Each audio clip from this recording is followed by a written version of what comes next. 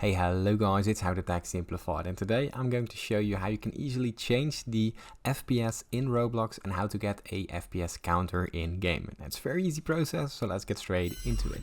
Now, as you can see in the top left of my screen, I have a FPS counter which is currently sitting at 60 FPS. Now, how can you turn this on? It's very easy.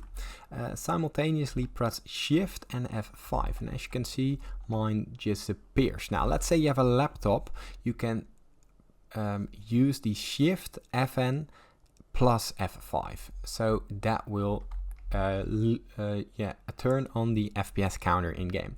Now, how to change the FPS, how to get a higher FPS, it's very easy. Go to the Roblox icon and from here go down to the settings, and inside the settings you have the maximum frame rate, and here you see the default option, which is 60 FPS, and you can put it up all the way to 240 FPS. Now, let's say you are having lag while running high FPS. What you want to do is actually go into the settings, and here you can change the graphics quality. It's easy as that.